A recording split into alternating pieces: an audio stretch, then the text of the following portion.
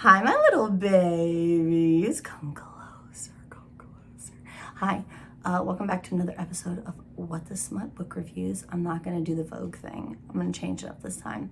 Thank you for joining me for another episode. I really appreciate it. I'm so sedate, aren't I? No, I literally just got this way. 5 seconds ago, I was so manic. You'll see it in the bloopers. In today's video, I'm super hype, and we will become more and more spastic as this video goes along, because in today's video, we're talking about stalker romance. Okay.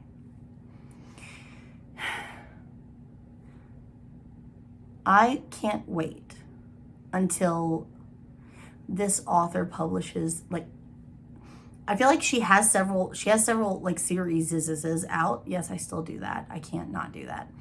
And I need to backtrack and read those, because once I do that, I'll feel more confident in doing like a 5-star rant for your 1-star review video for this author, because I feel like her reviews are going to be ripe with gems.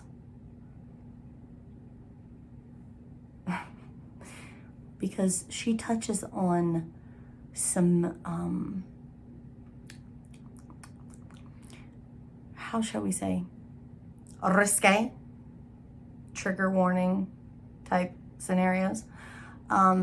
Things that the average reader, the average Regency romance reader, might go, oh, I'm scandalized. Oh, yeah. We're talking stalker romance. We're talking blood play. We're talking cutting. We're talking stuff, trigger warning type stuff. Okay. I've already reviewed the first book in this series that I'm getting ready to reveal. In case you haven't guessed it, kids, in today's video, we will be reviewing Book 2 in author Sav R. Miller's, what is it, Monsters and Muses? Is that what it is? I can't fucking remember. It says it on the front. Monsters and Muses. Candace. That should be the thumbnail. Idiot. Monsters and Muses series. And it is called Vipers and Virtuosos. Okay, so I've already reviewed book 1 in this series, and it's called Promises and Pomegranates. I liked it. I did. Here's what tends to happen with me. And this is me. I know bajillions of people on Bookstagram, which is where I spend 98% of my life. The other 2% is making sure that my child doesn't go starving to death. So I know bajillions of people on Bookstagram who obsessed over that book, Promises and Pomegranates. They loved it. They loved it. So here's what seems to happen with me. A series comes out. I'm late to the game. I'm always late to the game. Do you know why? I tend to steer clear of overly hyped books. If it's featured on Book Talk, I'm not fucking reading it. Okay? If I do read it, it's going to be like a year after it's been released, or when there's 5 other books in that series, and it's been tried and true, tested by like at least 3 or 4 people that I trust in my inner circle of like-minded readers. And I know you know what I mean when I say that. You take recs from people on Bookstagram, sure. But you have those few people that when they rec you a book, you go, yes, I'm gonna read it 100%. And you do. Because you know they read the same types of books that you do.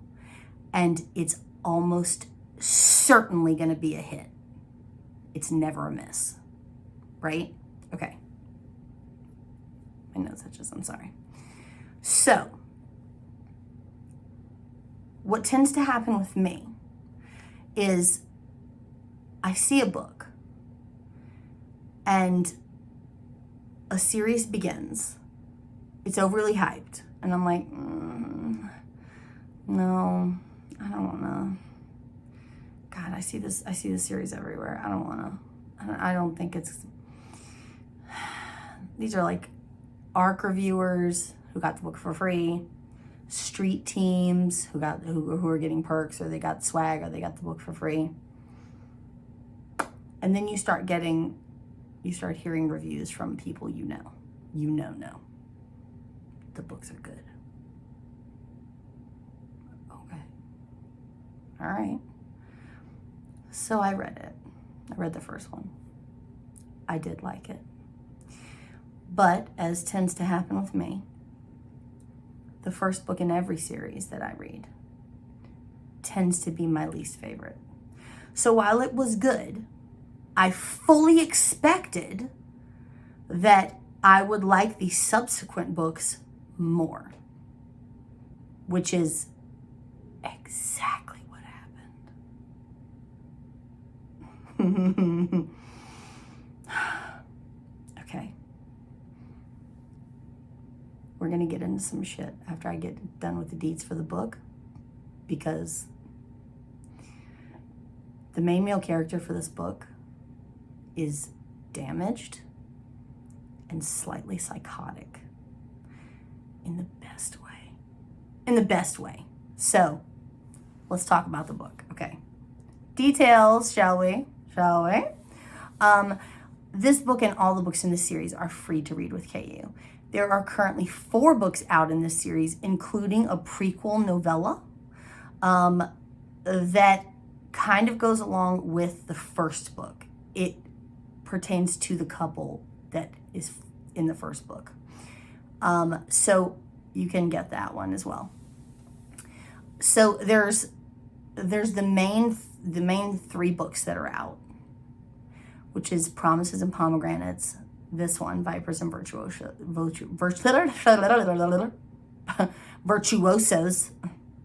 Candace, the fuck? Vipers and Virtuosos. And I think the 3rd book is called Oaths and Omissions. And that's Jonas's story, which is a main side character from book 1. Okay. I don't remember the name of the prequel novella. You'll have to look that one up yourself, because I don't do research and I suck. You know this. Unless you're new here. If you're new here, hi, I'm Candace. I suck. Okay, now that we've gotten that out of the way, free to read with KU, all of them. If you want to purchase this book for your Kindle, you can do so for the price of $4.99. Okay? Because it's free with KU and all these books are free with KU, unfortunately you cannot get them for things like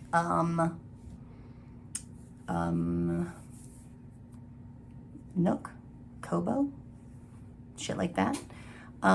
They're exclusive to Kindle devices, I think. So don't quote me on that, but I'm almost sure.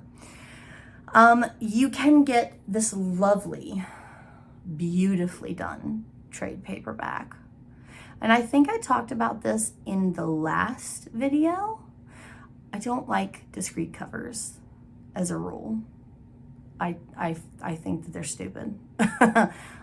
However, when they're done like this series started with beautiful covers. They didn't start with half-naked men on the cover and then were redone to cover up the half-naked men and to appease the narrow-minded, right?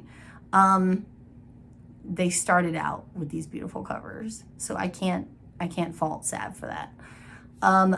But they're gorgeous to look at, all of them. They're fucking stunning to have on your bookshelf. If you want this trade paperback from Amazon, you can get it for $16.99, which is a pretty good bargain. Most trade paperbacks can range even up to like $20, $21, $22. You can get this book in hardcover from Amazon for $24.99. Now, if you purchase the hardcover from Amazon, it will not come with the dust jacket. It will come with a printed hardcover. So it'll look just like this, except for the cover will be hard. It will not be paper, okay? There will not be a removable dust jacket, okay? This book was also available in audio. I listened to some of the audio. It's very well done. The male and female narrators for book one, are the same narrators who narrate book 2. I don't know if they're the same narrators for book 3. Again, did not do research. Now, I'm going to say this. I don't know if this was just me. I don't know if anyone else noticed this. Maybe I'm imagining things. Could be. I'm insane. The narration for book 1 seemed a little bit stiff, if I'm being honest. It was fine to listen to. It wasn't off-putting in any way. However, it almost felt like you could tell they were reading from a book. They were reading from a script. With the second book, it was almost as if you could feel like the narrators had relaxed into a role, like actors would do. They had become those people, and there was so much more flow, and like when it came to things like small details, like noises or sounds the characters would make. Like instead of like you just read something and in your head you're reading, like, let's say for example, you're reading a sex scene, okay? You're reading the sex scene and you know that during some of the dialogue, they're making sounds, right? Whether it be moans, groans, etc., etc. And they're also talking. In the first book, a lot of it felt, you could hear that they were just like saying the line. It didn't have any kind of like, for example, the male narrator, there was no like guttural, in the throes of passion sound in his voice, right? In the second book, there was. He would emphasize moans and groans and those noises that you want to hear during a sex scene. And it made it that much more believable and hot. Whew. Hot. Okay. So it almost felt like as if the narrators who narrated the first book, like they were coming onto the narration of that job as being maybe like their first audiobook narration. Like they had never done it before. And then coming into book 2, they were more relaxed and knew what to expect. And so that's kind of the way it felt for me. I don't know if anybody else noticed that or felt that way. Maybe I'm bugging out. I could be completely off my rocker. It's definitely possible. But that's just the way I felt.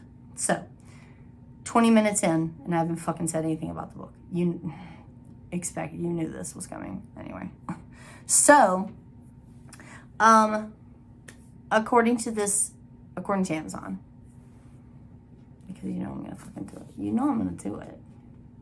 You know I'm gonna do it, baby, because I always do it, baby. According to Amazon, this book was supposed to have 424 pages, and I got 416 in my trade paperback. So It's 8 pages are missing. It's okay. It's only 8 pages. Not much can happen in 8 pages, I guess. So I'll let you have that, Amazon. I'll let it go. So let's read the blurb really quick, and then we'll break it down as succinctly as I can. I'm going to try to not get into like crazy fine details on this one, only because we're already 20 minutes in, and I got to start. I say it every time. I have to start cutting down on the time of my videos. Okay, Candace. Okay. So the first portion of the POV is the blurb is from Aiden's point of view, is the main male character. The second portion is from Riley's point of view. She's the female character. So Aiden's POV.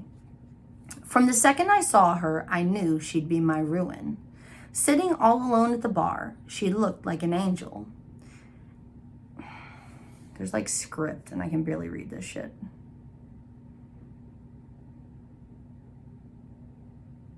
What?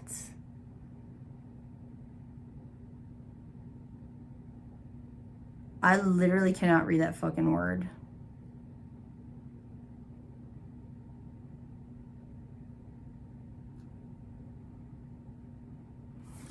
It's a goddess's name, and I can't fucking read it. So you know what we're gonna do? We're gonna go to Amazon.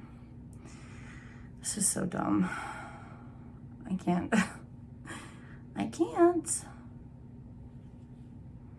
Okay, let's try and read this from Amazon. Give me the description. Okay. How do you even fucking pronounce that? Eurydice?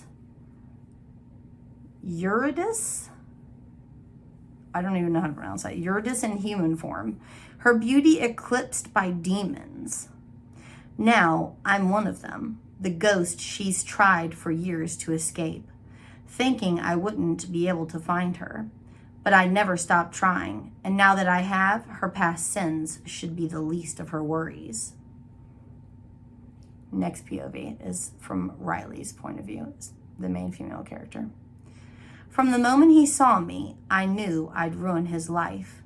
Alone at the bar, I dared the monster to come and play. Orpheus in the flesh, with his sad songs and strange obsessions.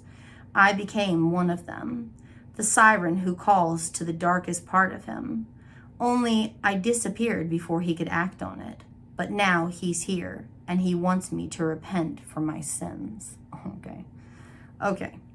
And then it says, Vipers and Virtuosos is a full-length, standalone, dark rock star romance inspired by the myth of Orpheus and, again, Eurydice? I don't know. Is not fantasy, historical, or a retelling. If you are not a dark romance reader, this book may not be suitable for you. Reader discretion is advised. I appreciate that, Sav. Thank you for pointing that out, because a lot of authors wouldn't do that. They'd just be like, here, read this fucking book. Okay, well, dark romance readers should really be the only people reading these, because if you read, if you're used to reading like Nora Roberts, or you're used to reading like Debbie McCumber, or like, I don't know, who's a famous historical romance writer? I can't think of one, but Regency romance. If you're used to reading Regency romance and you try and pick this book up, your vagina's gonna fall out. Like, that's just what's gonna happen. You're gonna be in the hospital. You're gonna be in the fucking hospital. Okay? You're literally gonna have a heart attack. Okay, so thank you, Sab, for putting that note in there. But you know what kills me is that half the time, people don't even fucking read the author note or the trigger warnings at the bottom of the description. Half the time, people don't even read the fucking description before they buy the book. And then they wouldn't be mad about what's inside the book. I'm one of those people who doesn't read the blurbs. I go into a whole shit ton of books blind. But I don't write a nasty review afterwards if I don't like the fucking book. Sure, I'll go on my Instagram stories and be like, what the fuck am I reading? But I don't go on the author's fucking buying platform and write a 1-star review and go, this is trash. I didn't know that this was gonna be stalker romance. This is so dark and twisted and disgusting. This is depraved. Get out. Get off the internet. You're in a timeout, okay? So, let's get into it. I did not think that I would like this book. I have not read a lot of like rock star romance novels. They're just not it's not my niche, right? It's like not my trope. Like, it's not my trope the way sports romance is not my trope. It's just not I'm not into it. It's not my thing. However,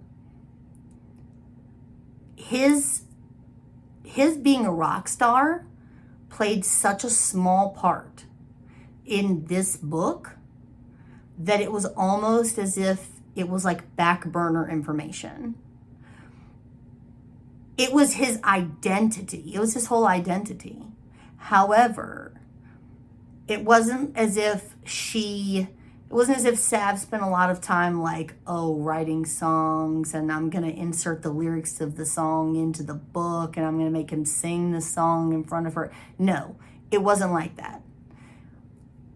It was more the interaction between the couple more than anything else. And that's what I love. That's what I'm fucking here for. Like, that's what I want. I want plot. I want description. I want you to describe the place and what's happening and what's going on around them and like what the town looks like. I want you to give me a decent description.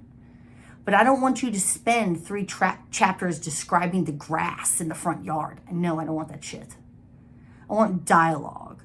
I want fucking conversation between the 2 main characters. I don't want you to give me a fucking 300-page novel that consists of 95% descriptive world building and 5% dialogue, and it feels like 1 minute they hated each other and the next minute I blinked and they're in love. Get that shit out of here. I don't want that shit. And that's exactly why I don't read fantasy novels. Because fantasy novels, like YA fantasy and new adult fantasy, spend so much time world building that I feel like I have to read a series of like 5 books that are about the same fucking couple. Just in order to get enough dialogue between the couple to feel invested in them. And that's too much time. I'm sorry. That is a fucking investment. And do you know how many HEAs I could have gotten in that time? Like 20. No, too much. It's too much. I'm sorry. If you have read the first book in this series, you have already met Riley. You met Riley at the end of book 1. In fact, if you have read the previous series before this series, you've already met Riley's brother, Boyd. Boyd owns like a security company. Or not, I don't know if he owns it, but he like runs it. Okay. They live in Maine. Some weird, like, fishing village type. The way that it's described is like very creepy-ish type Maine, little small town in Maine. I don't know. I haven't read that series. So I have to backtrack and read that. So I don't know if Riley was introduced then. However, I know that she was at the end of book 1. Because it turns out, spoilers, at the end of book 1, it turns out that she was the one who was blackmailing Cal about the sex tape that he had with Elena. Okay. In exchange for not divulging all of his secrets and shit that he had accumulated throughout book 1, she asked for his help. He was like, what do you need? And she's like, I've done something bad and I need to disappear. And he's like, well, there's only really one true way that I can think for you to disappear, and that's for you to die. And so she's like, let's do it. So essentially they're going to fake her death to get her away from this situation that she's stuck in. But they don't tell us what situation. And then the book ends, right? Okay. So this book picks up with Riley prior to that particular date. It shows us what happened that led up to her asking Cal basically to kill her in name. Okay. So Riley has a very traumatic past. Riley and Boyd's mother was a prostitute and a junkie. Boyd was, from what I can gather from this book, because again, I have not read the previous series, was given up for adoption or passed along to his aunt and raised as her son, because Boyd's mom didn't want to be bothered. However, when Riley came along, she kept Riley and raised her as her own, as her daughter, which obviously she was. Boyd harbored a lot of resentment towards her for a hot second because she was kept and he was not. Until he realized that she was in the worst situation because she went through a lot of shit.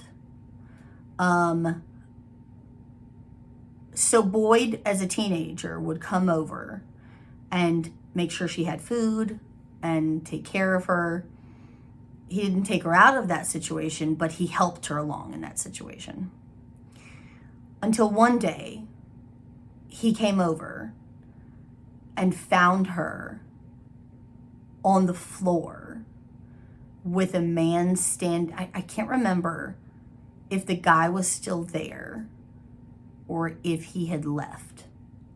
I can't remember that part. But she was on the floor in a pool of her own blood. And she had been ravaged with a knife. Basically, she had been attacked, savagely attacked. They were unsure if she had been sexually assaulted, but she had definitely been physically assaulted. Her face was slashed multiple times. She had been stabbed in the gut and had basically been slashed down her abdomen towards like her hip area. Huge scars, like huge lacerations. And she was on the verge of bleeding out. He called an ambulance. The ambulance came. She legally died for several minutes before she was brought back. She recovered in the hospital. They did like skin grafts to try and fix her face, which helped, but the scars are still there. She covers them up with makeup to the best of her ability, and it allowed her to go out in public. And for the most part, they couldn't be seen with the heavy makeup she used. Over the years, she became an adept at camouflaging herself. But the scar that runs along her abdomen is puckered and hideous, and she's very embarrassed about it, and she never let anyone see that. Since that time, her and Boyd's relationship has been bad, very strained. very emotionally stunted. He won't talk to her. He barely speaks to her about anything, period. Boyd has a girlfriend, Fiona, who's sweet as pie, the opposite of his personality. And she befriended Riley, obviously. And she's kind of like the buffer between the two of them.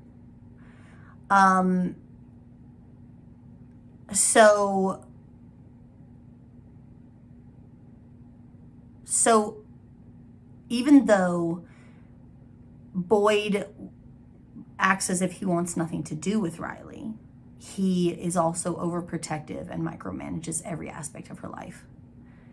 He won't let her out of his sight. So there's an upcoming trip to New York with her school, like a class trip. And she wants to go. She pleads, she begs them. Finally, he relents and he lets her go. He basically says, you will call me literally every hour on the hour, or text and check in every hour on the hour. She agrees because it's the only way that she's going to get to go. She goes with these two. She's rooming in the hotel room with two other girls from the school. One's name is Melly. The other one, I can't remember. I forget her name. Both like seem to be her friend, friendly, but they're also standoffish and they ditch her at every opportunity, and they're basically like mean girl bitches. Okay. One night of the trip, the night before they're supposed to go back, they're like, oh my God, have you heard? Aiden James is in town and he's at this benefit that we're going to. He's going to be the entertainment. It's a charity thing. And they're going to auction off. It's like a charity auction. And, you know, Riley's like, oh, she used to be obsessed with Aiden James. She was like the president of his fan club for multiple years before her accident. Since that time, she hasn't really been into anything. But before that, she was obsessed with him. She knew everything about him. And so essentially the girls convince her to dress up in this beautiful emerald gown and go with them to this charity auction. Unbeknownst to her, when you walk in the door and you sign this paper to enter, you're essentially entering yourself in the charity auction to be auctioned off for the night, for like a dinner or for like your time, basically. Not necessarily for anything sexual, but it's implied that, you know, stuff could happen. She doesn't know this. She goes in, she sits down at the bar. Melly and the other one abandon her immediately. They just disappear. And she's left alone, morose, and at the bar, nursing a drink. Keeping in mind, at this point, I'm pretty sure she's only like 18, 19 years old. Like she's barely like high school age. And they give her a drink, champagne or something at the bar, and she sits down. And a skeevy dude comes up to her trying to talk to her, and she's not having it. But he keeps pressing his luck, basically saying that I'm going to buy you, and you're not going to have a choice but to come home with me, blah, blah, blah, blah. Okay. Enter Aiden. Aiden is the most famous rock star on the planet. Aiden just signed a 3-year contract or 3-album contract, I can't remember which, with his father's record label. His dad, even though his dad runs the record label, his dad is an ass and does not cut him any slack or any breaks. His mother is an aging pop star, ex-pop star, who has since turned into his manager. and has booked him to be the talent at this auction or at this charity function as part of the charity thing. It's good publicity, good PR. He has an assistant, aka friend named Liam. He has come to the benefit. He's already done his show, and now it's after the fact, and he's hanging around while they load up all the equipment and whatever, behind like a curtain or behind the scenes. And he sees Riley sitting at the bar. And he's like, her. Who is that? And Liam's like, I don't know. You like her? You want her? And Aiden's like, yeah, I do. Keep in mind, Aiden is at this point, Aiden is on the verge of like depression. Aiden has OCD. He's like a hoarder. He's a legit hoarder. He has serious issues growing up in the household he grew up in with his parents. And even though he's very famous, he's also absolutely miserable. So he sees Riley and he feels like a spark for the first time in a long time. He doesn't know what it is about her, but there's something about her. And he sees her getting hassled at the bar. Next thing you know, he's at the bar. And he's telling the other guy, fuck off. She's not for sale. At least not to you. And Riley is like, oh, you're Aiden James. Right, okay. So, essentially, he buys her for the night. And then she has to make the choice. Do I tell him to fuck off and I go back to my hotel room and he has to get his money back or something? Because he paid millions of dollars for her. Like, this is not a cheap charity function. He paid like $5 million for her.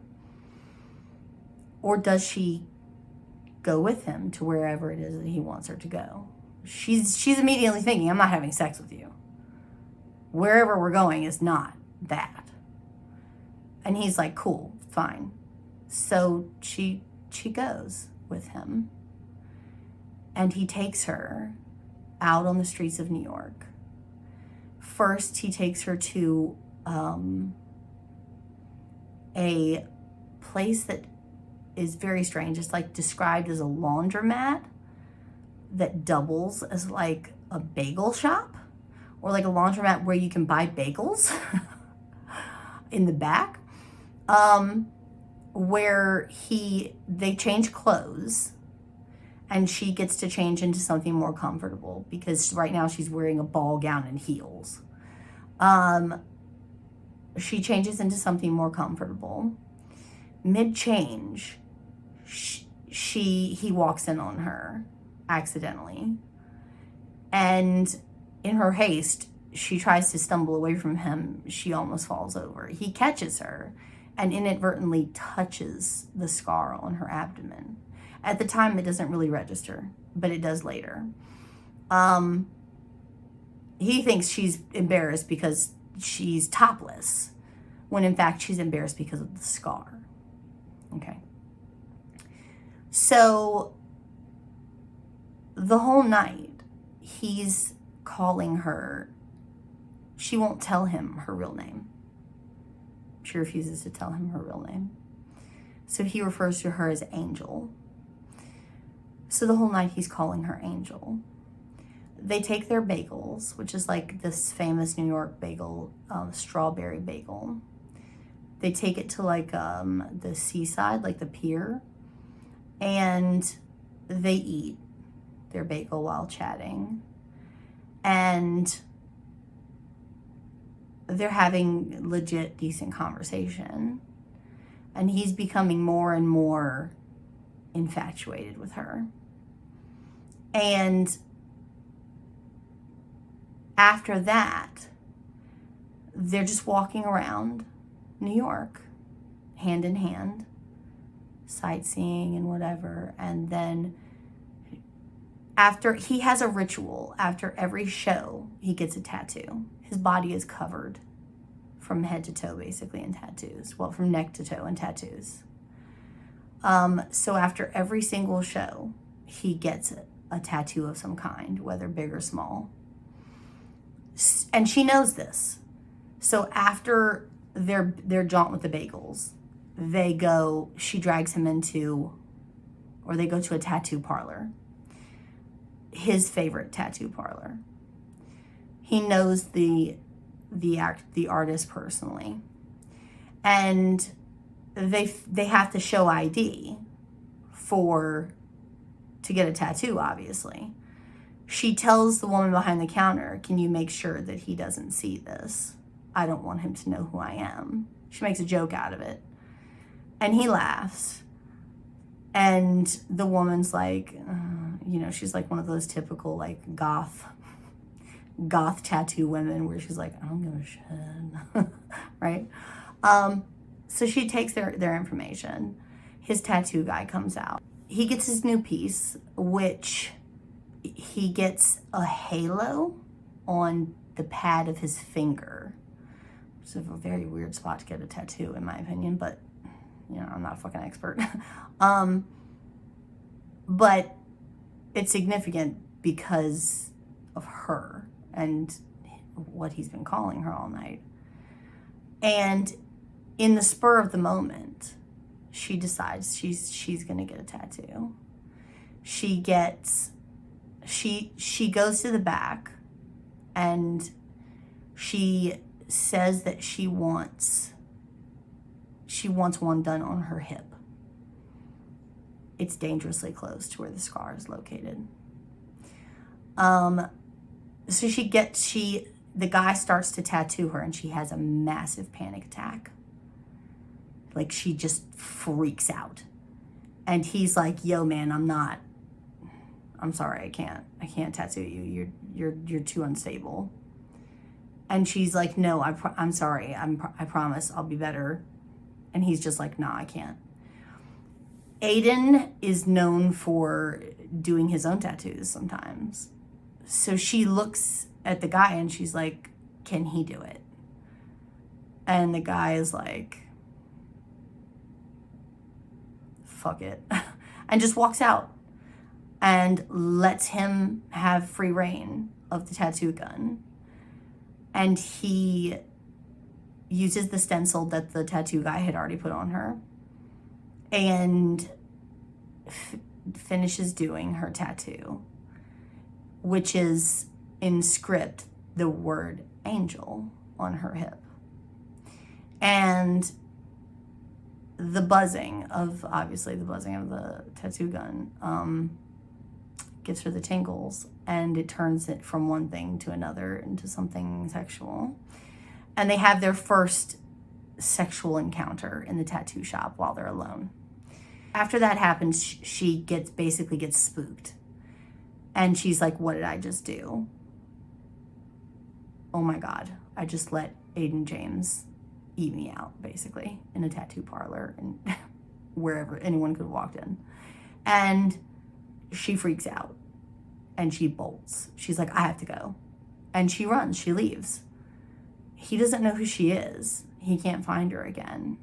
And so he just kind of like walks back to his hotel room in like this surreal bubble where he just had the most perfect encounter, like the most perfect date with the most perfect woman whom he has. It's very Cinderella-esque, right? It's like very, I don't know who she is.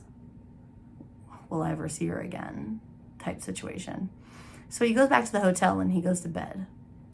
He wakes up the next morning to his phone being blown up.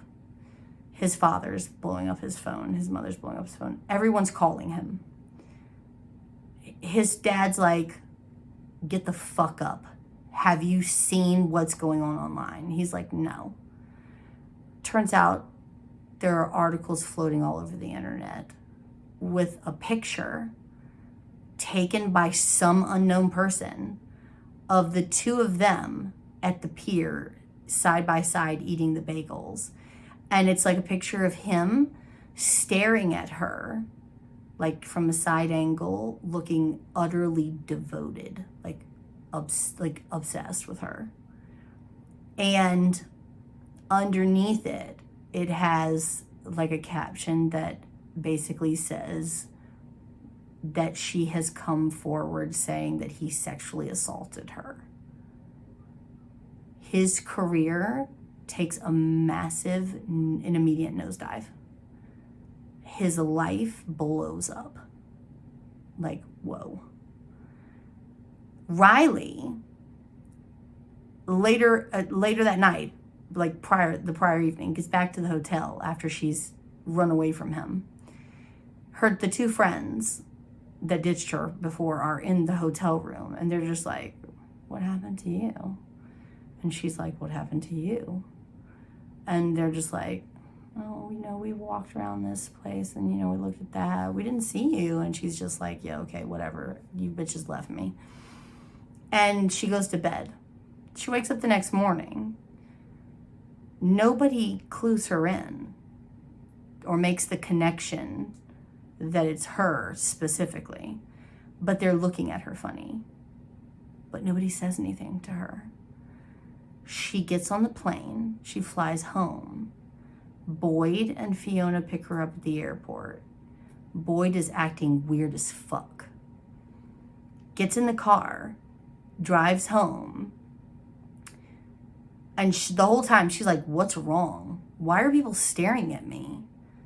And he's like, we'll talk about it when we get home. We'll talk about it when we get home. And she's like, what the fuck? So they get to the house, sit down at the dining room table, and he's like, what happened to you? And she's like, I don't know what the hell you're talking about. And he shows her the article, and she almost passes out. She's like, what the fuck is this? And he's like, what do you mean, what's that? That's you. And she's like, yeah, that's me, but I never said I was sexually assaulted. Where are they getting this from? And he looks at her and he's like, wait, so you weren't attacked? You weren't assaulted? And she's like, no. So immediately he's relieved. He's like, oh shit, okay, I thought you were raped. What the fuck? So then it becomes a guessing game of who the fuck leaked to the media this story that I was raped by this major rock star. Now they've ruined his life, and they've ruined my life because I've put out this false narrative, allegedly. So nobody wants to come forward and identify the girl in the picture. Like, they don't know who it is. Everybody who's in her small town, they suspect that it's her, but they're not coming forward to tell him, Aiden James and his people, that it's her. So when the police go to investigate the allegation, they can't find the girl. She's a ghost. Like, who is she? We can't even find the accusee. The accuser, no, we can't even find the accuser. She's disappeared. So even though there technically is no case, his career is still in shambles. He's lost everything. All of his sponsors, all of his promoters, everybody bails, and he's left with nothing. He's enraged. He wants to know where the fuck this girl is. He wants vengeance. And now he's on a mission. So he spends the next 3 years hunting for her.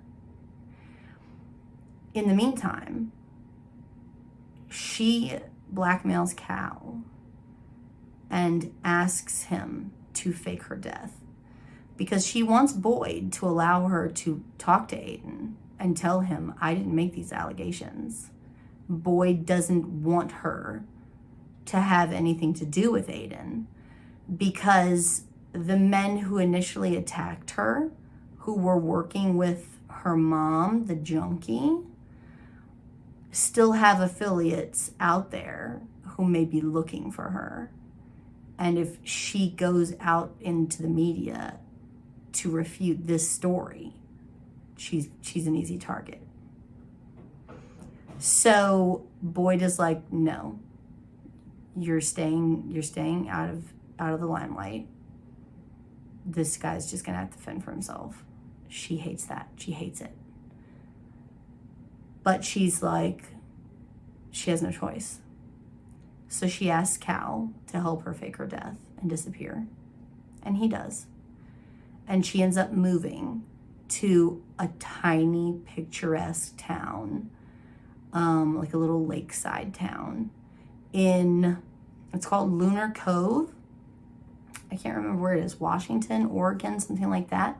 In the meantime, Boyd tries to, because he owns a security company and he basically has like all the top hackers working for him, he tries to basically scrub her existence from the internet. Like all the pictures that were circling with the articles about her accusations gets taken down. Like they wipe her from the internet, or as best they can, right? So if anyone wanted to come looking for her, she's a ghost now. Aiden has become a recluse. He's withdrawn into himself. He sleeps all day. He doesn't do any kind of engagements. He doesn't do anything, even when it's offered to him. The only thing he cares about is revenge. He wants her found. It's like his own personal vendetta. Even though the sexual allegations were proven not to be true, or the person who made them just disappeared, his mother kind of distances herself from him because she doesn't know 100% if he's innocent. Like it almost as if she doesn't really believe that he's innocent, which is another blow to him. He tries to commit suicide several times, which is nothing new for him. Growing up in the household he grew up in, he was absolutely miserable.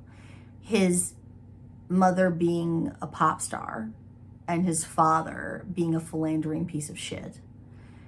He lived through a lot of shit, and he tried to kill himself several times as a child, as a teen. He tried to end his life. So he actually has scars on his arms that he has covered with tattoos so that people cannot see them. And so this point in time is a very dark time for Aiden, this 3-year period. He basically just closes in on himself. Fast forward 3 years later, one day, Liam comes to try and drag him out of his apartment and into the real world to try and get him out for a while. They go to a bar where they're talking about the situation, and an older man sitting next to them at the bar is listening. Obviously he's eavesdropping, and he makes a comment about, oh, that girl's dead. Didn't you hear that girl died? And Aiden is like, what? No, this old guy's got to be drunk. But he starts to dwell on it, and it sticks with him, and he's like, no, there's no way Angel is dead. And he goes back to find the man. The man's disappeared. He goes out the back alley to have a cigarette. And while he's out there, he remembers, finally, he remembers. Because the whole time this is happening, I'm thinking to myself, motherfucker. She gave her fucking ID at the tattoo parlor. Go get her. go get that bitch. So finally, he remembers that she gave her ID to the tattoo girl. And he books it to the tattoo parlor. He goes in and he tells the woman, he throws like a shit ton of money at her. Give me the paper. And she starts to like, oh, that's a violation of whatever. And the guy, his tattoo guy from the back is like, give the motherfucker whatever he wants. And she sulks about it, but she gives it to him. And then she makes a comment basically saying that someone had come by the tattoo parlor and told them not to say anything, not to tell anyone about the girl. And it was all very sus, right? So he gets Riley's information, her ID, and he begins his search from there. Fast forward 3 years later. Riley is now living in a small, like, lakeside town called Lunar Cove. She is going by the name Angel. And she's living basically like a hermit in a house, a lake house on the lake, on her own. And Cal has set up video cameras all over the house, an alarm system, basically Fort Knoxing it.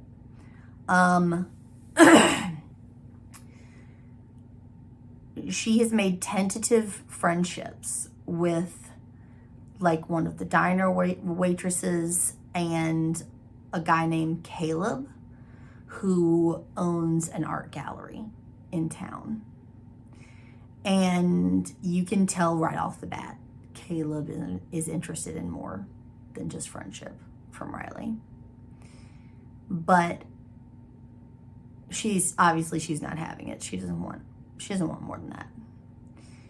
But he's constantly like, he's been friend zoned, basically. But he hasn't realized it yet. He's trying to fight. He's trying hard to fight his way out of the friend zone. So Aiden,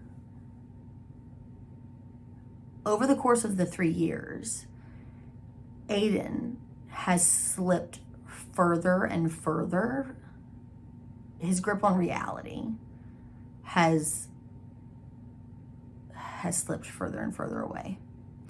Riley used to use his peppermint scented lotion, and after she ran away from him, he became obsessed with the scent of peppermint. So he literally eats peppermint candies all day long. He doesn't go anywhere without a handful of peppermint candies.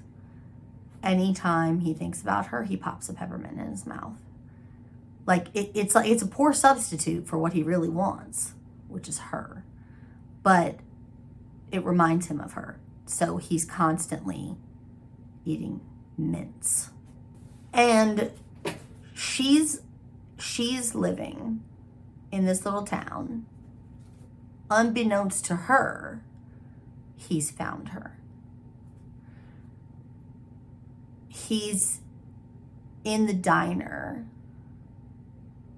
watching her from across the street as she meets up with Caleb.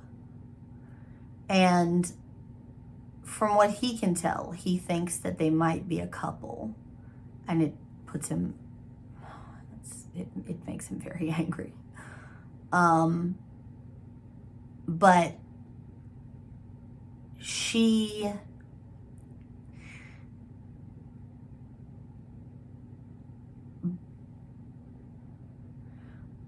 But she doesn't know that he's there.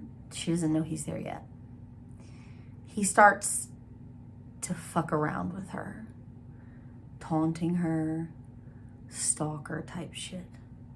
He rents, I don't know if he rents it or buys it, the cabin, the only other cabin that's near her on the lake that she can see from her windows. He's staying in that cabin. And he'll just randomly turn a light on and walk past a window, knowing she's watching. And then he'll turn it back off to make her think she's going crazy. He breaks into her house, steals all of her underwear. When she's in the bathtub, there's one scene where she's in the tub and she's fantasizing about him, and he hears her. He's snuck into her bedroom and he hears her. He has her routine down to a science at this point. He knows where she goes, when she goes, who she does it with, how long she'll be there, how long does she take in the bathtub, what does she do afterwards, how long does it take to put on her lotion, how many minutes do I have before she makes it downstairs, he has everything timed. So he's hiding out in her bedroom, looking around, just wandering, because he has plenty of time while she's in the tub. And he hears her start moaning. And she's pleasuring herself in the tub. And then he hears his name. And he's like, oh no.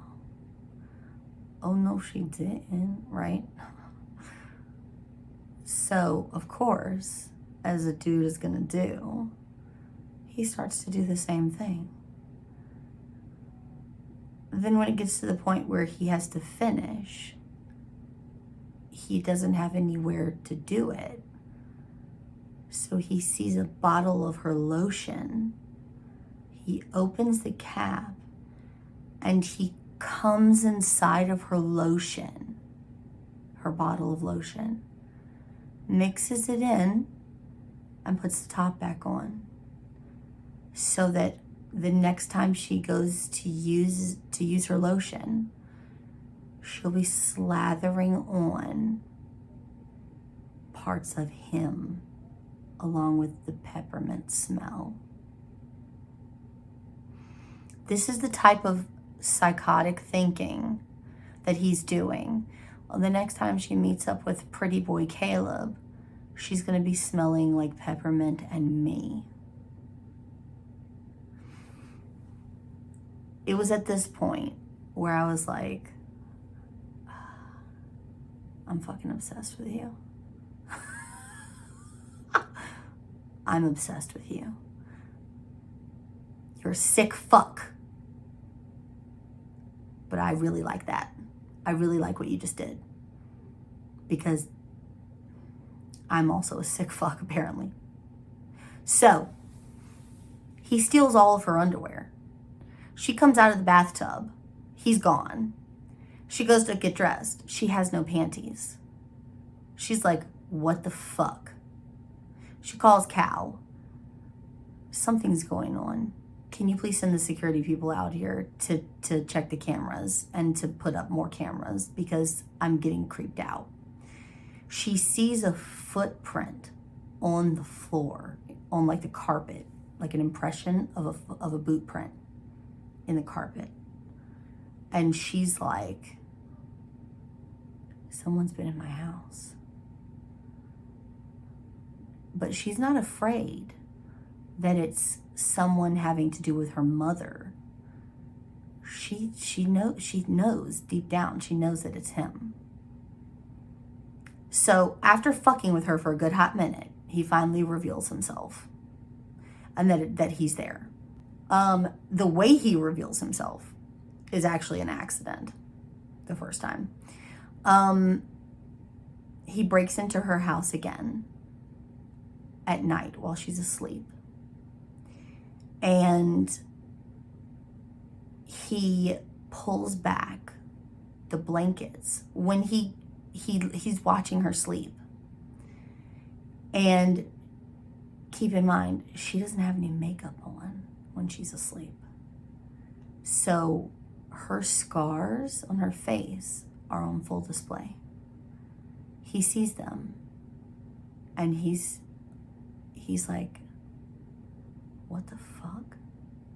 Those were not there the last time I saw her.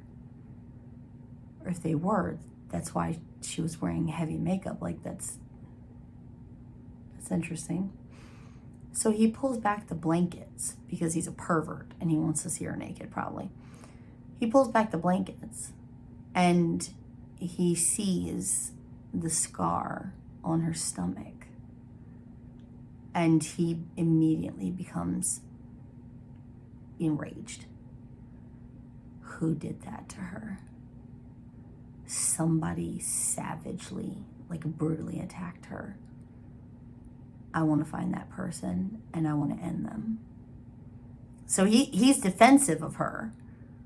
And while he's doing that, he looks up and her eyes are open. And he's like, oh shit, I'm caught. So she's awake now. So there's no time like the present. He starts to interrogate her about what happened 3 years ago, why she made those allegations against him, why she disappeared, why she faked her own death. What the fuck is going on with her? She refuses to answer any of his questions. He tells her, don't run. Don't leave. I will find you. Don't tell anyone that you've seen me or that I've been here. And then he just leaves. He just leaves her there. And then he starts continuing to follow her around town.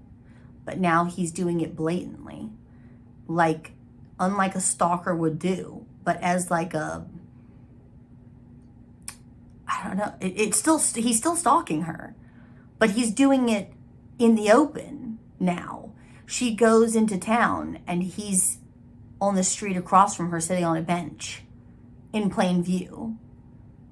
Or, you know, she goes to meet Caleb at the gallery and he walks past the window looking in. Like, he's still there stalking her, following her. But he's just making his presence known. He's not hiding it, that he's following her. So she's working on her laptop in the diner one day. She works remotely for Boyd as like a web designer for companies that work with him. So that's kind of what she does. She works as a web designer remotely from her home. So she's in the diner working, and Aiden comes in, and he just randomly like walks up and just kisses her out of nowhere. And it starts the rumor mills just turning in the town.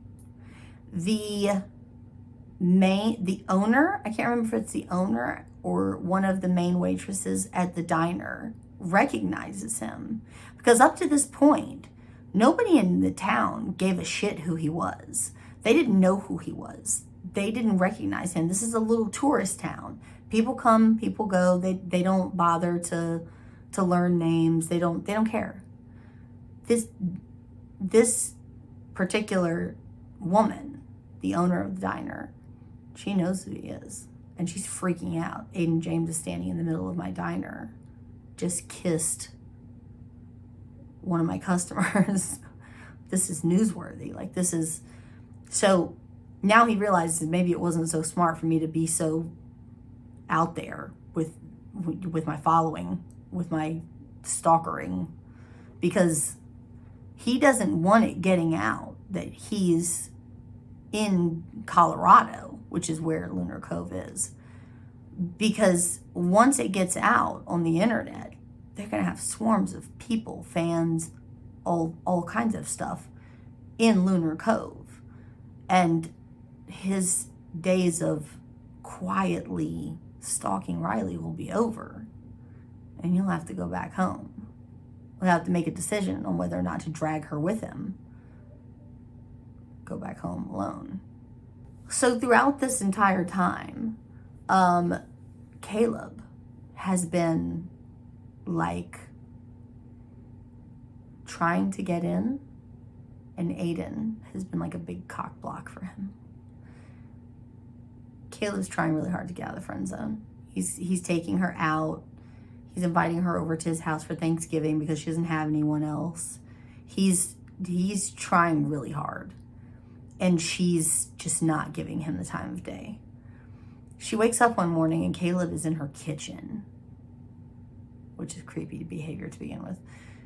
Caleb's in her kitchen making breakfast, like pancakes and shit. And she's like, "What are you doing here?" And he's like, "I'm making you breakfast, silly." Creepy. Aiden comes in and he's like, "What you doing here, bro?" And Caleb immediately is like uncomfortable. And Aiden basically walks over to her and proprietarily like puts his arms around her and makes it very clear, "This is mine. You don't try and get what's mine." She allows it because she wants to make it clear to Caleb that she's not interested, because he hasn't taken any of the other hints so far. But it's also kind of mean, and she feels bad about it later. Caleb gets uncomfortable and he leaves. She tries to like cajole him into staying to help eat the food, and he's just like, "No, I'm good. I'm gonna go." And Aiden's just like, "Yeah, you do that." So he ends up sticking around and eating the food that Caleb made. So after that incident, Aiden goes into town to Caleb's art gallery, walks in, and is like, "Hey, so nice paintings you got in here. Any of them yours?" And Caleb is like, "Nah, I don't paint. I just sell the art." And he's like, "Really? Never thought of taking up painting yourself?" And Caleb's like, "No. It was passed on to me from the gallery was passed on to me from like my grandfather or whatever. It's just a job." Meanwhile, Aiden sees a painting leaning against a wall behind the desk that's been covered up. And he's like curious, like, what's under there? He doesn't ask that, but he's taunting Caleb. And he's like, "So, you never painted anything? You never painted anything of your own?" And by this time, Caleb's getting annoyed. And he's like, "No, I don't paint." And Aiden walks behind the counter and grabs the cloth off of the painting and is like, "Oh, what's under here? Is this one for sale?" And takes the cloth off. And it's a painting of Riley. Beautiful painting. Captures her perfectly, except for her scars. Because up to this point, Caleb did not know that she had scars because she always wore makeup, which is another thing. When Aiden sees the scars on her face when he first comes to town, he tells her, don't wear makeup again. Don't cover up your scars for these people again. If you do, you'll regret it. Like he basically forces her, intimidates her into gaining some self-confidence, which is kind of fucked if you think about it, but in a way it helped her. So he looks at Caleb and he's like, never painted a day in your life, huh? And Caleb's just like, oh, you fucking asshole. And then Caleb reveals to him that, yeah, I've been interested in her for a long time. And she's not interested in me back. Like she doesn't feel anything from me in return. And they kind of have like a little bonding moment, like a little bromance kind of moment where they bond over their mutual infatuation with this girl who doesn't want to open up to either one of them. He ends up buying the painting from Caleb. Meanwhile, Riley calls Cal and is like, hey, the security people never came to put in new cameras and to look at the system. She hasn't followed up on this because she finally found out who it was that was fucking with her. And since she low-key doesn't want him to go away, she never really pushed for the guys with the cameras to come back out. However, now her heat seems to be broken. It's wintertime in Colorado. She's freezing. She sees a light on in Aiden's cabin. And she's like, can you please send someone over to fix the heating? And Cal's like, you should be calling your brother for all these things. And she's like, well, Boyd won't talk to me. He's still not talking to her. Fiona is their mediator, basically, but Boyd won't converse with her about anything. So after she hangs up with Cal, she walks through the snow over to Aiden's cabin, goes up the stairs to knock, slips on the ice, and falls down the stairs. Aiden opens the door and finds her at the bottom of the stairs, like in pain, hurting. He's like, what the fuck, man? Are you okay? Like, what happened? He picks her up, he carries her inside and puts her on the couch. Her robe falls open and reveals one of her, the scar on her abdomen. She tries to cover it up. He gets angry about it. And he's like, don't do that. Don't hide your scars from me.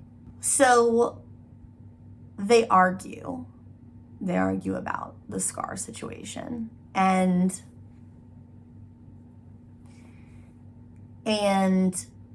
she has a full-blown breakdown. Hysterically crying breakdown. Like a full release, a cathartic release of all of her pent-up emotions for the last fucking God knows how many years since she was attacked.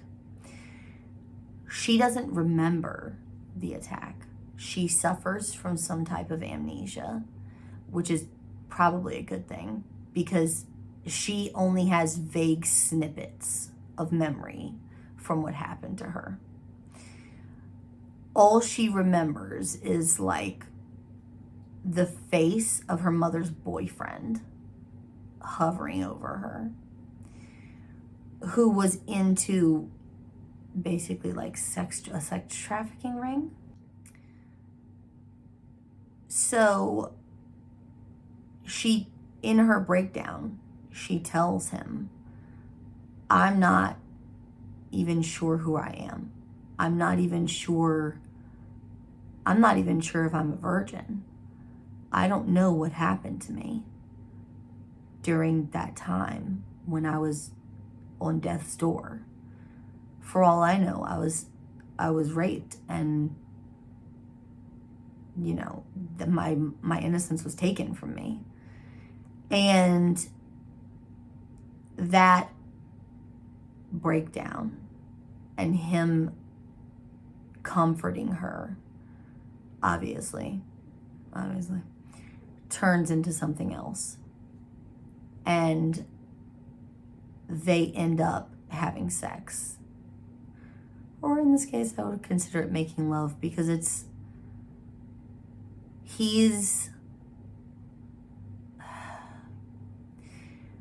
this is one of those rare books where I would consider it a he falls first novel, because he was obsessed with her from the get-go.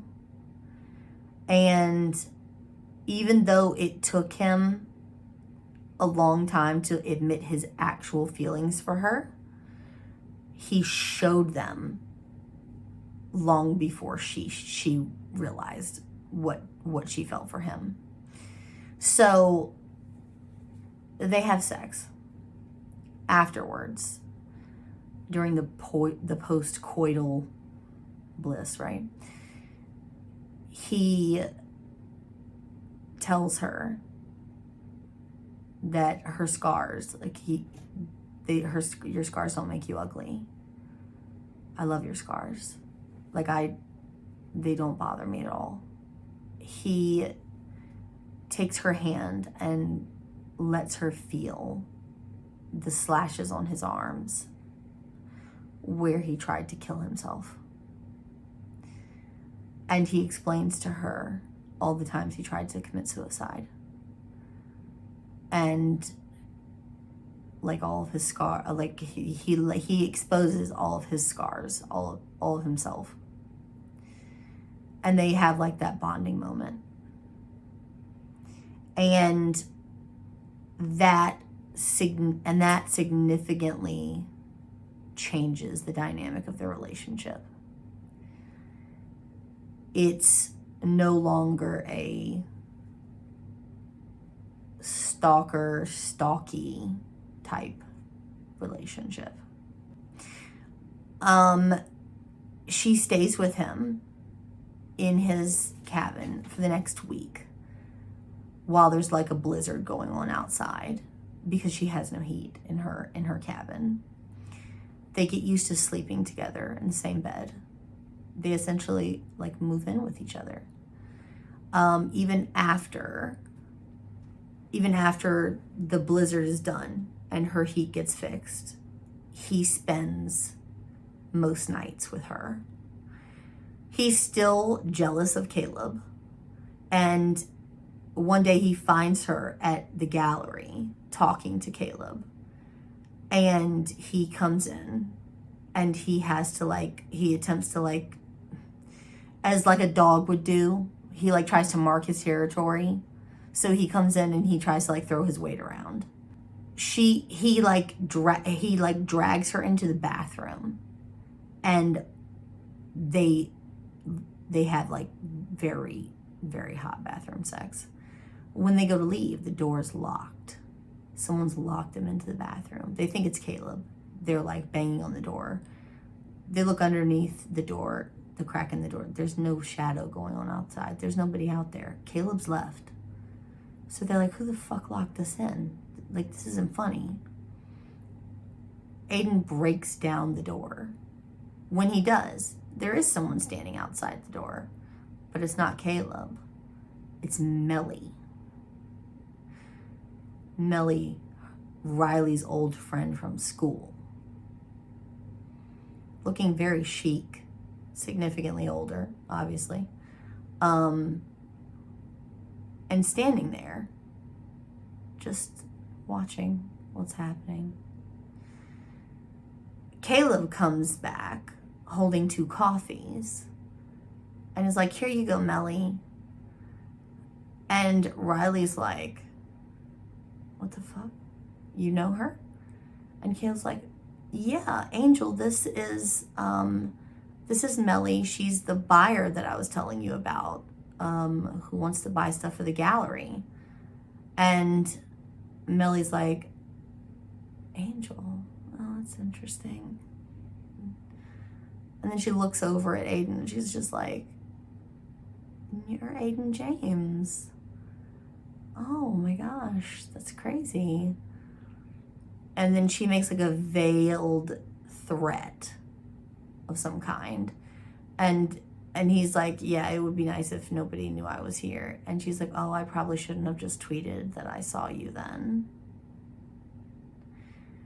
And he's just like, oh, this bitch. Okay. So now Riley is freaking out because if Melly knows she's there, then word is gonna spread quickly that Riley is not really dead and her cover is blown. They book it out of there. Safe to say they book it out of there. One morning close to Christmas, they get up and there's unexpected visitors at the house. It's Fiona and Boyd.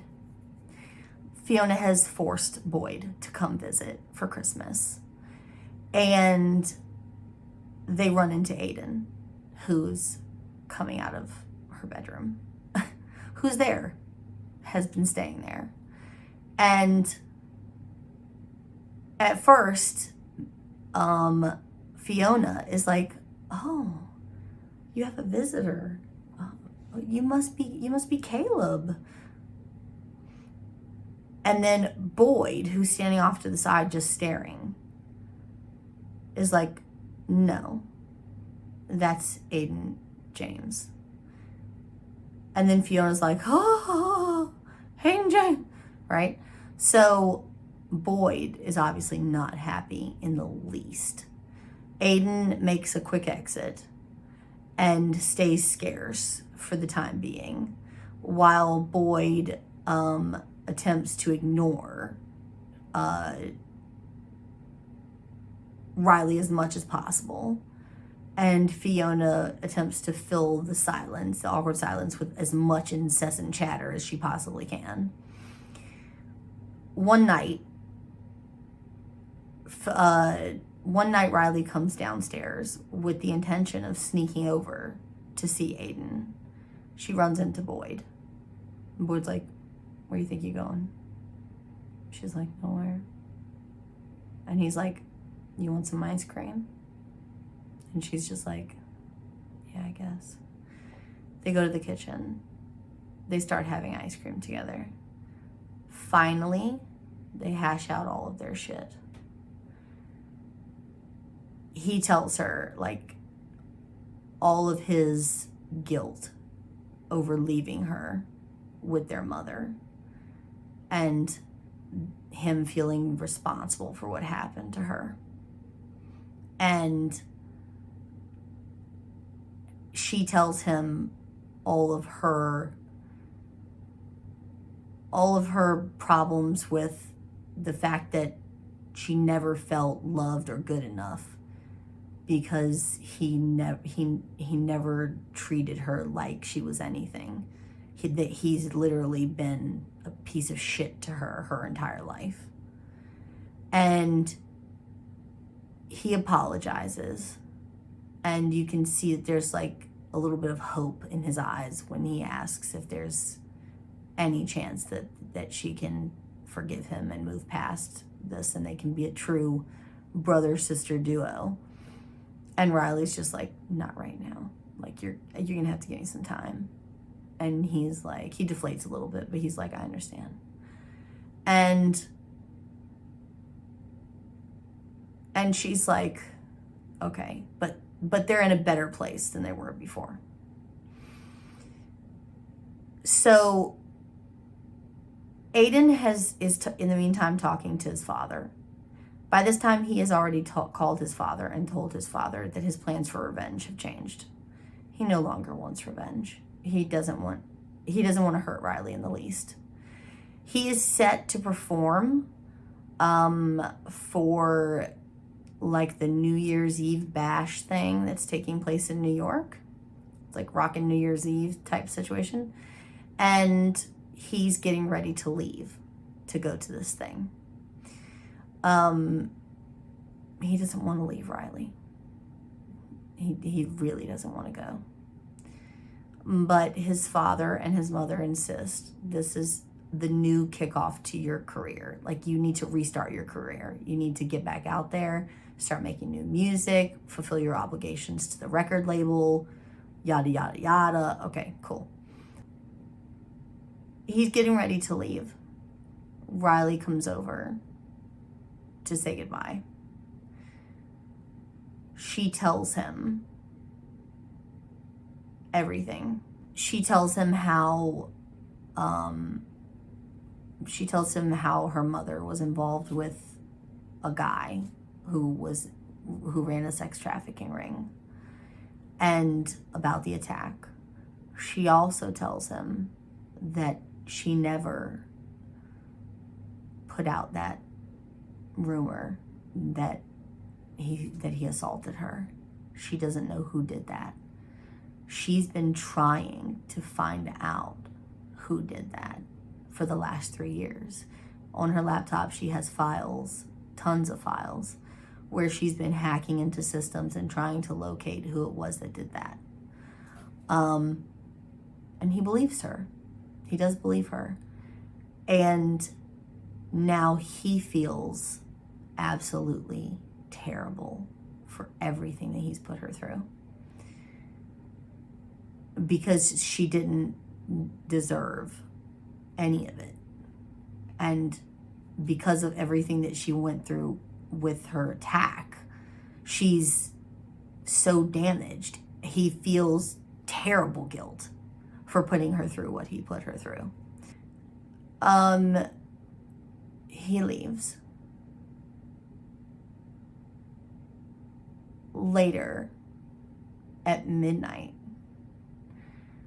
on New Year's Eve, Fiona is trying to watch the ball drop on TV. She doesn't want to see, she claims that she doesn't want to see Aiden perform Riley, but she does. She low-key does. So Fiona's trying to get the TV to work. She finally gets it to work. She gets the thing on, and Aiden comes up to perform. He gets to the mic. He does like one of his older songs, and then he stops and he cuts the music.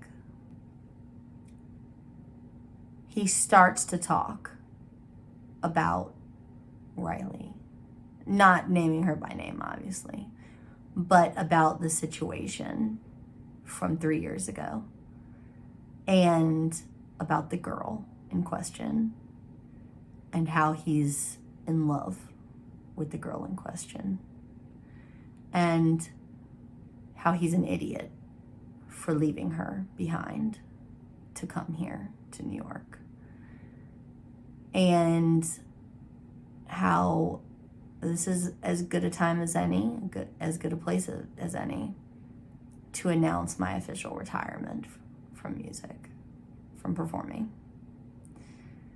And he announces his retirement live on the Rockin' New Year's Eve thing. And he walks off the stage and he leaves. And she watches him do this on live television. And later on that night, she sneaks out of the house onto the front porch to make a phone call, to call Aiden, basically to tell him that she saw him and to talk to him about what happened. And she gets hit on the head from behind by something, and it's lights out for her. Aiden comes back home, and is heading straight for her cabin because he wants to see her, when he sees a light on in his own cabin that he knows he didn't leave on. And he thinks to himself, maybe she's there waiting for me, sleeping in my bed. And it's like a whimsical thought, and he's like, maybe. So he goes to his cabin, and as soon as he enters, he feels something is not right. There's something wrong here. It's too quiet. It's too weird. He goes upstairs. He finds her gagged and bound and bleeding.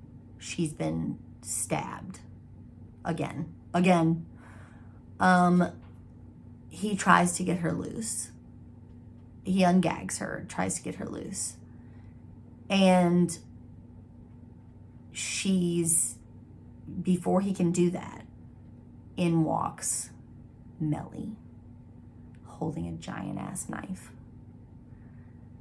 And she's like, Aiden, what are you doing here? I knew you would come, but yeah, what are you doing? Why are you trying to untie her?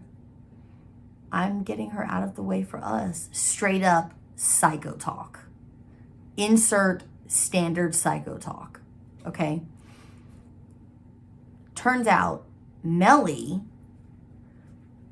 went to the charity auction with the expectation of her getting bidded on by him, thinking they were going to have their little fairy tale moment and ride off into the sunset together. And it turned out being Riley instead. And essentially Riley stole him from her.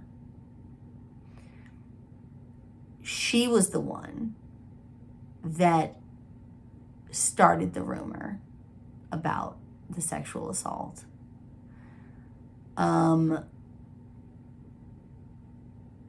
And now she's under the impression that once she gets Riley out of the way, her and Aiden can be together because she can make him love her. Okay. Aiden's like, bitch, you're insane. Get the fuck out of here. When she realizes that she's not getting through to him and he's not going to come around, she takes the stance of, well, if I can't have you, no one's going to have you. And she attacks him with the knife. He's holding her off while simultaneously professing his love to Riley. If I'm getting ready to die, I want you to know I love you. I've loved you this entire time. I just didn't know it. I'm sorry I wasted so much time. I'm sorry I hurt you. I'm sorry. Like a whole fucking speech he says. And my heart was like, oh God. Okay. He manages to, I think, get the knife away from her. And then she pulls out a gun. Because, again, crazy bitch has a backup plan, obviously.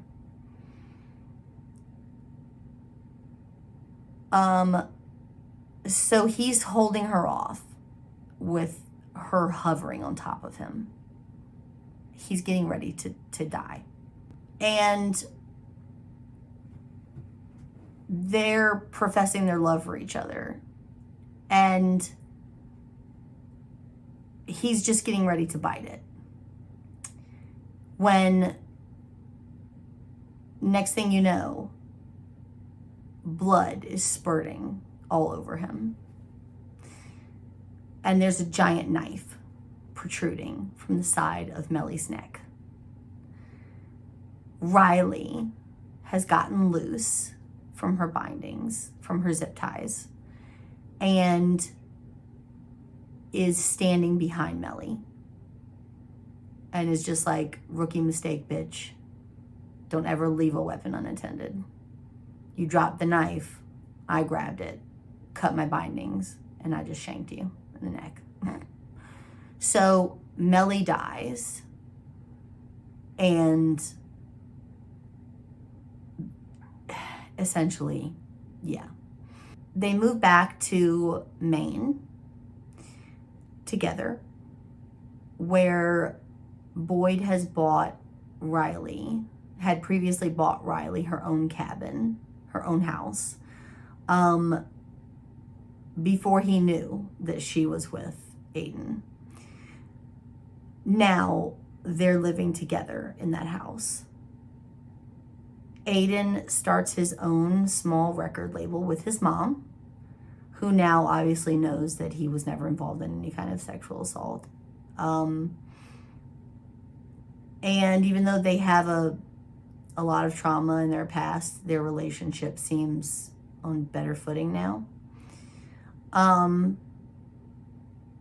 And he goes away on business when he needs to, and he comes back home to her in Maine. Every time he has to leave, he comes back to her. And that's basically how the book ends. So, there's like a little sweet bit at the end where he comes home from one of his trips to find that she has gotten his logo, his band logo, tattooed on her hip near where her other tattoo was. And he's stunned and obviously turned on, and that's like a hot moment for them. But yes, so yeah, and end of book. 2 hours later. Lovely. So for the rating for this book, I gave it a 9.5. I fucking loved this book. I loved it. I was obsessed with this book. This is one of those books where if I could read it again for the first time, I would want to read it again for the first time. The dynamic between Riley and Aiden was just like, oh God. And Aiden himself as a character, the stalker, borderline psycho. God, what is it with like anti-hero stalker psychotypes? Like, I've got a type. I clearly have a type. I'm sick. I'm sick. So anyway, I gave this book a 9.5. Would I recommend this book to other people? Fuck yes. Would I recommend this series to other people? Yes. I would tell them up front, book 2 is better than book 1, in my opinion. But book 1 is still very good.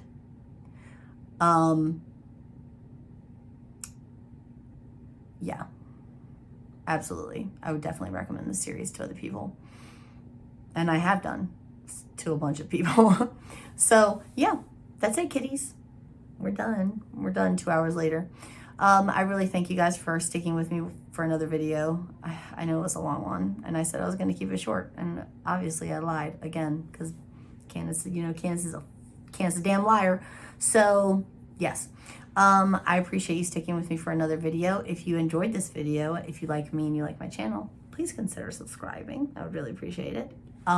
If you did enjoy this video, give it a thumbs up, maybe. If you want, you can leave me a comment. I love comments. I reply to all my comments, unless you're being a bitch, and then I'm not going to reply. I'm probably going to delete your comment. So yeah. If you'd like, you can follow me on social media. I do have a members-only Facebook group. I have an Instagram that I literally live on, and I have a Twitter that I forget exists. So I'll link them all in the description box below, and I will put a banner here on the screen for you guys to see.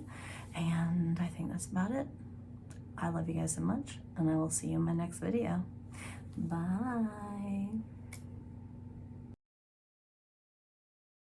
Good enough with the good enough, with the good enough, with the good enough. Let's let our camera auto adjust. Because 'Cause the lighting is all fucked up. The lighting is fucked up. Have I figured out how to fix it? Fuck no. Have I tried? Also fuck no. Why? Because I suck. I'm a loser. Okay, here we go. We're gonna jump into it because I am fucking...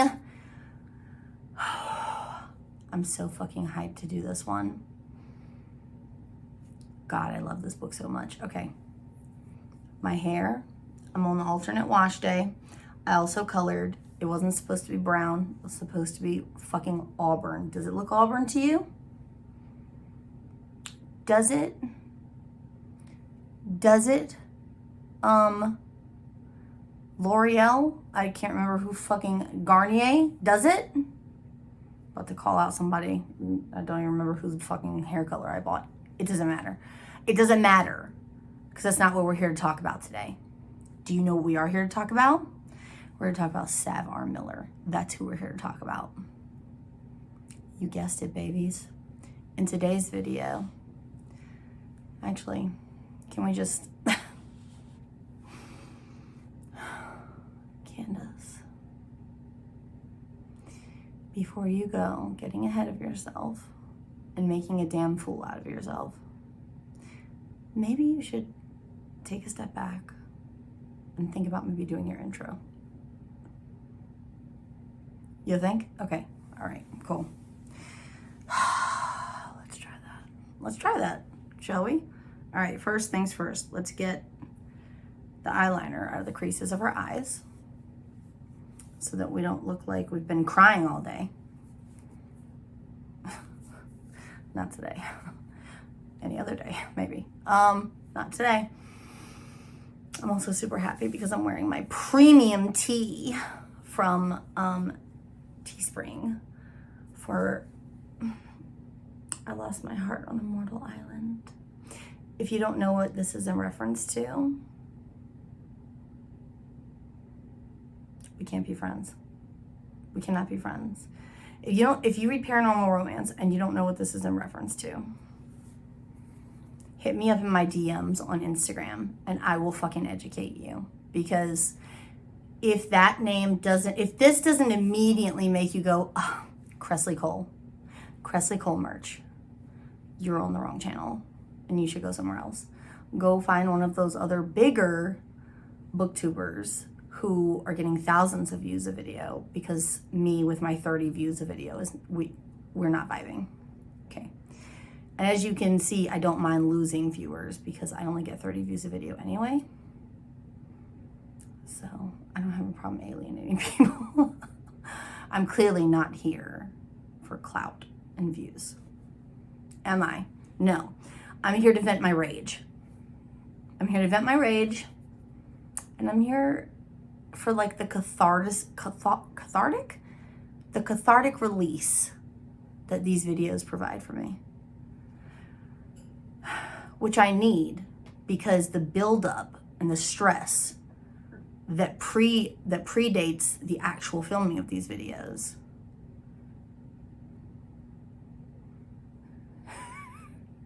it's like a catch-22. I get stressed out because I haven't filmed and I need to film. And then when I get on to film, I release that stress onto you. You're welcome. You're welcome. Okay, so let's do our intro, shall we? This is all going into the bloopers. Sorry, blooper reel's gonna be long on this one. All right, let's go. Let's go, let's get it. Okay, let's fix our hair because you know we have to, every time we have to do it. Okay. The same narrators who narrated Promises and Pomegranates, the male and female character, dear God, Candace, do you need a minute to like rearrange your DNA so that you're not a fucking twit? Okay. The male and female character, you did it again.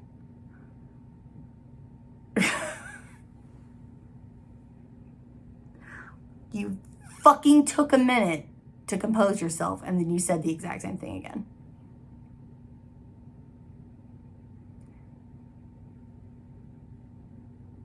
What is wrong with you? What is wrong with you? I'm serious. I'm worried about myself. Like, I'm legit gonna talk to my doctor because I'm fucking worried about myself. God damn it.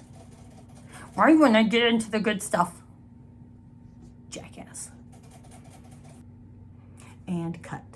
And cut. And cut and cut and cut. And I just gave myself a fucking paper cut. Ow, God, that hurt actually. Fuck. Okay. All right, that's done. Done. Done, done, done, done, done. Did I forget anything? Probably. Probably did. Ugh. What is in my throat? Fuck's sake. Okay. Do I have time? Do I have time to record another video? 4:30. Yeah, I do. 5:30, 6:30. Yeah, I got time. Should I do a review? Should I do a 5-star rant video?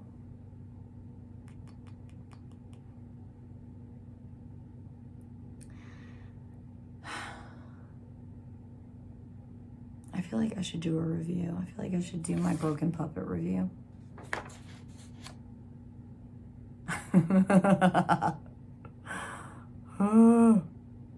What is wrong with me? Anyway, this video has been going on for 2 hours. There are not going to be any more bloopers because I just can't do it anymore. I love you. Love you. Bye.